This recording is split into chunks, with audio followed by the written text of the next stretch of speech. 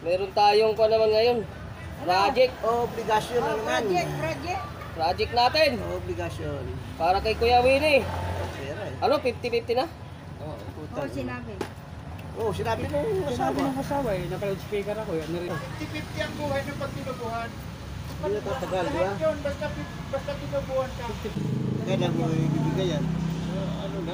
Ba't nakakompleto tayo? Patagalin mo na konti. Ilista mo na yung mga pangalan. Bukas natin ibigay para makapagbigay din yung iba. Oo. Oh, natin.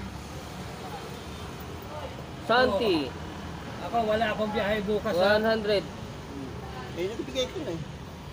Bali 300 na. Nagbigay ko na yan. May number ako sa kanila, tatawag ako. Mga kasawid, ito'y para dun sa aming binigyan ng suporta nung nakaraan. Si Kuya Winnie. Nasa ospital na po siya. At nakausap ni Kuya, ano to? Torres. Kuya Torres. Ito si Kuya Torres. Ayan. Nakausap niya yung asawa. 50-50 na nga raw si Kuya Winnie. Binutasan yung liig, ano? Eh, ganun talaga ang buhay natin. Pero, dalangin namin, makarecover pa siya.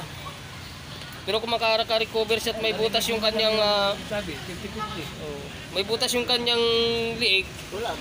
eh, mahirap na rin. Oo.